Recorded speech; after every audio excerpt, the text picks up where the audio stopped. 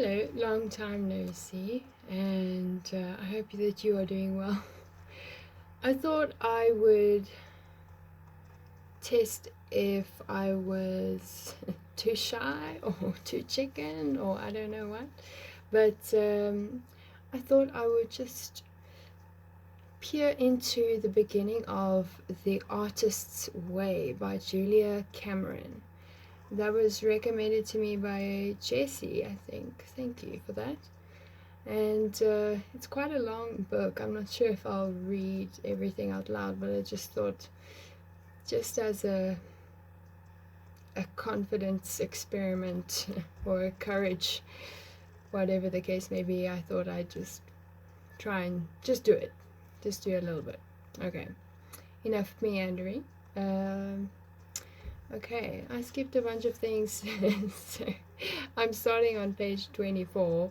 And the heading is Spiritual Electricity, the Basic Principles. For most of us, the idea that the Creator encourages creativity is a radical thought.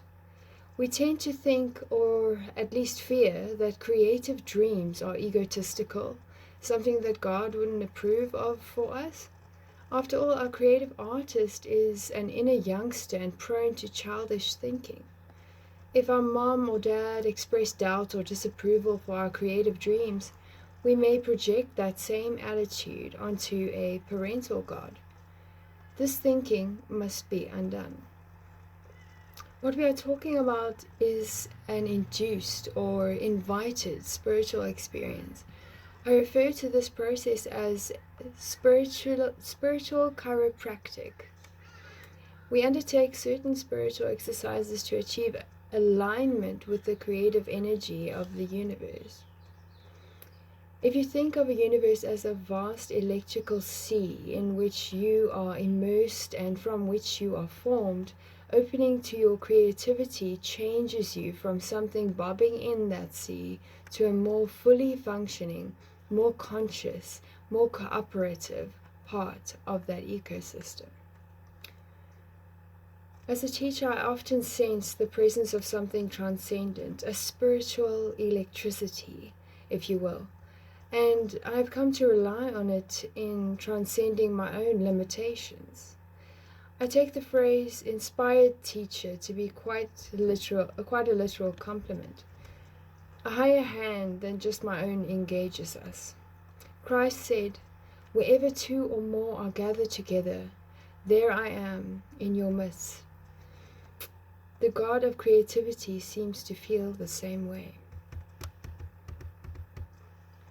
Underneath that says, the music of this opera, Madame Butterfly, was dictated to me by God. I was merely instrumental in putting it on paper and communicating it to the public. That is a quote by Giacomo Puccini. Straight away the ideas flow in upon me directly from God. A quote by Johannes Brahms. We must accept that this creative pulse within us is God's creative pulse itself. And that is a quote by Joseph Chilton Pearce. It is the creative potential itself in human beings that is the image of God. And that is by Mary Daly. I think I will just continue a little bit.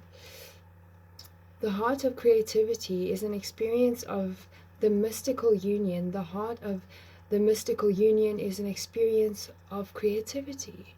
Those who speak in spiritual terms routinely refer to God as the creator, but seldom see creator as the literal term for artist.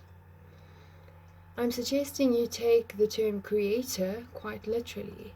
You are seeking to forge a creative alliance, artist to artist, with the great creator. Accepting this concept can greatly expand your creative possibilities.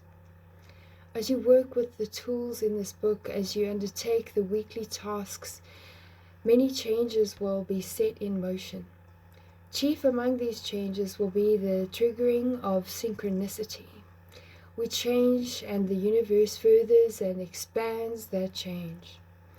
I have an irreverent shorthand for this that I keep taped up to my writing desk. Leap, and the net will appear. Okay. It is my experience both as an artist and as a teacher that when we move out on faith into the act of creation, the universe is able to advance. It is like now you know I'm human. It is a little like opening the gate at the top of a field irrigation system. Once we remove the blocks, the flow moves in. It is my experience both as an artist and as a teacher that when we move out on faith into the act of creation, the universe is able to advance. I'm repeating that. It is a little like opening the gate at the top of a field irrigation system. Once we remove the blocks, the flow moves in. Again, I do not ask you to believe this. In order for this creative emergence to happen, you don't have to believe in God. Although, okay, I'm just reading. I'll simply ask you to observe and note this process as it unfolds. In effect, you will be midwiving and witnessing your own creative progression. Creativity is an experience. To my eye, a spiritual experience. It does not matter which way you think of it. Creativity leading to spirituality or spirituality leading to creativity. In fact, I do not make a distinction between the two. In the face of such experience, the whole question of belief is rendered obsolete. As Carl Jung answered the question of belief late in his life, I don't believe I know. The following spiritual principles are the bedrock on which creative recovery and discovery can be built. Read them through once a day and keep an inner ear cocked for any shifts in attitudes or beliefs. These are the basic principles she lists. Creativity is the natural order of life. Life is energy, pure creative energy. There is an underlying indwelling creative force infusing all of life, including ourselves. When we open ourselves to our creativity, we open ourselves to the Creator's creativity within us and our lives. We are ourselves creations, and we in turn are meant to continue creativity by being creative ourselves. Creativity is God's gift to us. Using our creativity is our gift back to God. Oh, that is so stunning. That's beautiful. Wow. The refusal to be creative is self-will and is counter to our true nature. When we open ourselves to exploring our creativity, we open ourselves to God, good orderly direction. As we open our creative channel to the Creator, many gentle but powerful changes are to be expected. It is safe to open ourselves up to the greater and greater creativity. To greater and greater creativity. Our creative dreams and yearnings come from a divine source. As we move towards our dreams, we move toward our divinity.